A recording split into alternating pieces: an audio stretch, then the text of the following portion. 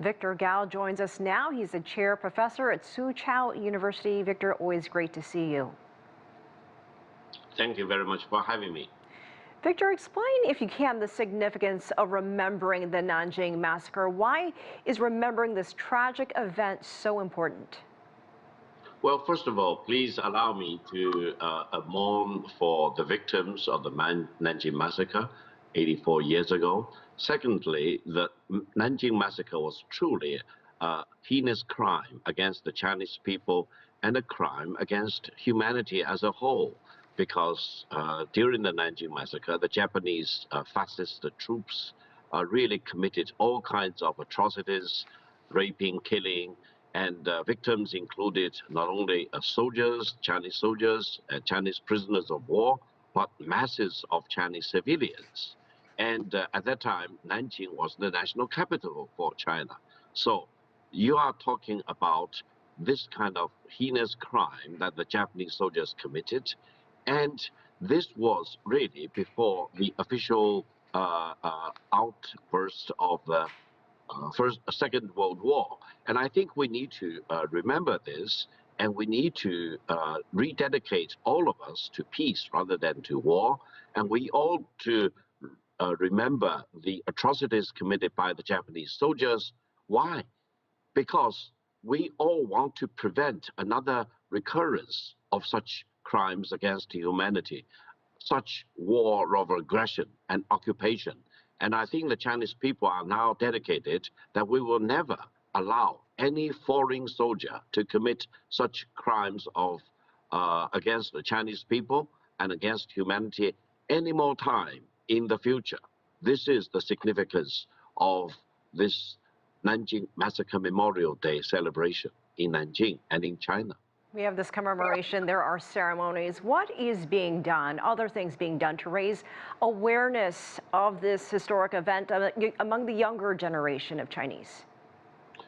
Well, indeed, I think raising awareness is very important for all those surviving victims, and their number is dwindling as reported, but also for the future generations, mainly because the world is changing very fast with technological revolutions, etc., and people tend to focus on what is happening today to the neglect of what happened 7 decades ago or 8 decades ago.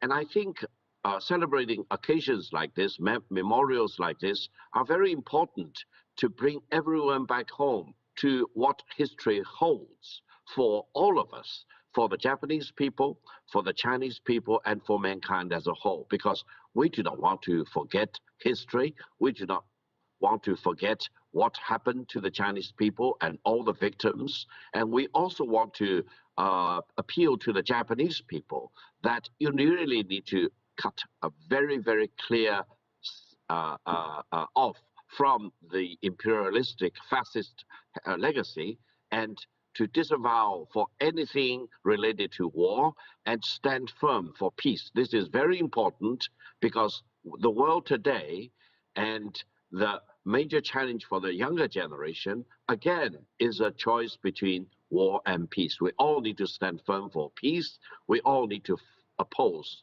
war. This is the very profound significance for today. How has this event impacted relations with Japan over the years, and how would you describe relations today? Is this still a factor? Well, China-Japanese relations dated back for more than 2,000 years. And for the majority of all the decades and centuries, China and Japanese people got along very well, with the exception of what happened after the end of the 19th century, culminated in the Nanjing Massacre, culminated in the Second World War when Japan occupied all the Chinese coastline. They occupied more than half of the Chinese landmass, and they imposed very much cruel system onto the Chinese people. So I think from the Chinese perspective, we need to put everything in historical perspective. We should put a premium on the thousands of years of friendly relations between China and Japan on the one hand, but we also need to appeal to the Japanese government and Japanese people and remind the Chinese younger generation of all the atrocities that the Japanese fascist soldiers committed in China for the purpose that both China and Japan can be forces standing for peace.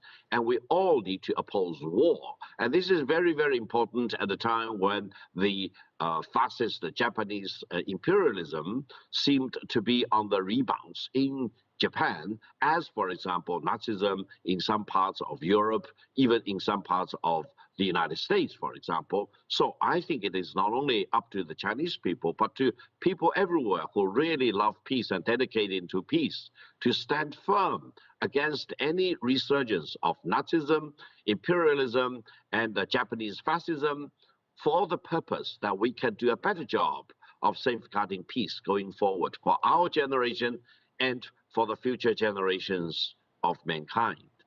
Always great to see you. Thank you, Victor Gao, for joining us from Beijing. We appreciate it, as always.